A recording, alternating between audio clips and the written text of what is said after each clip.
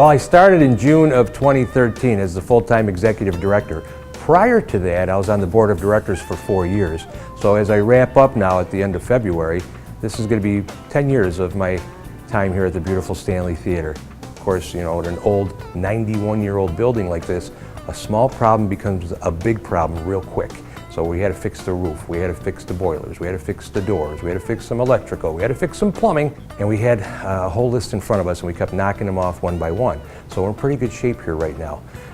Just like this building, when we have a show and it comes alive, the whole downtown area comes alive when there's a show here at the Stanley Theater. There's a saying that we like to use is, when the Stanley's open for business, downtown Utica is open for business. There's a huge economic impact as well. And I think the last time we calculated it is to the tune of about $13 million a year from activities here at the Stanley, with everything from the Broadway tech shows coming in, all the tours coming in, the restaurants, the hotels, all the activity that happens because of events here at the Stanley. Now you start talking about the benefits of living downtown. Well, if you have a vibrant theater scene and there's activity going on down here, sure, people would want to be a part of that. So we think of it all as the big picture. When the Stanley's booked and we've got different events here, everybody benefits around us. And there is certainly a lot of economic impact to be talked about when you start thinking about that analysis, sure. I think we're at a pretty good position right now to hand it off, and that's always been one of my concerns. I wanted to make sure we took care of a lot of different items that were on the top of my hit list. We did that. We've got a big schedule booked of a lot of shows. That's looking good. So if there ever was a time for me to hand it off to the next director, this is a very good time to do it.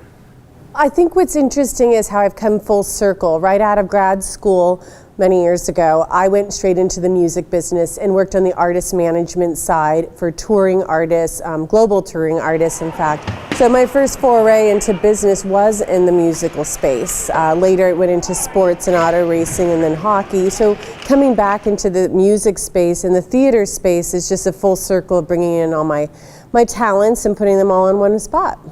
A lot of agents want to book out tours right away. And I think part of like how we got involved with the Almond Betts Band is we jumped on it lickety split. We didn't wait. I said, pull the trigger, let's do it. Just getting a little more aggressive with reaching out to key players, whether locally or nationally, to get in touch with them to say, what have you got all the time? What have you got? And just stay on their radar more and just grab when you can. Because unfortunately, yes, Turning Stone has the dollars. A lot of artists want to stay there. If that's a deal breaker, we'll work that in. You can stay out there, we'll get you a driver to the Stanley. I mean, we'll figure it out. The global piece of the national brands like the Coca-Colas or the Pepsis or the Budweisers and so forth, they are necessary here. They provide product for my guests, for their experience, but also their support financially through marketing dollars helps the theater.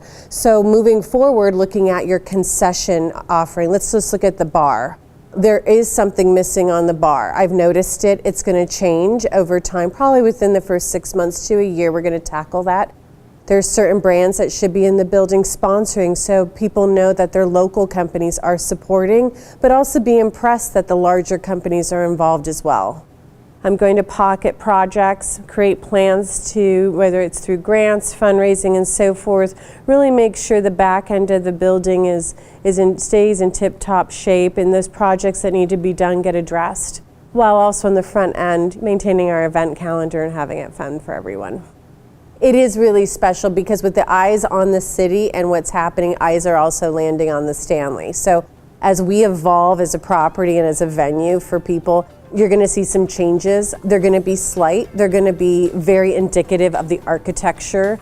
Everything is going to blend very well and easy, and I think we're going to be part of that renaissance as well.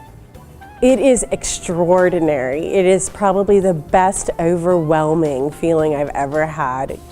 I just want to say thanks to everybody that came to the theater. This is how we continue to do great things here. When people buy tickets, promoters bring in shows, they make a little money, they come back. And if one promoter sees that another promoter had success here, then they're coming in with a show. So success is like a domino theory here. The next promoter and the next promoter will continue to bring shows in here. So keep coming to the Stanley, keep this beautiful theater going for the next generation, and I will see you again down the road. You can count on it. Here in Central New York, it's my home. Thank you.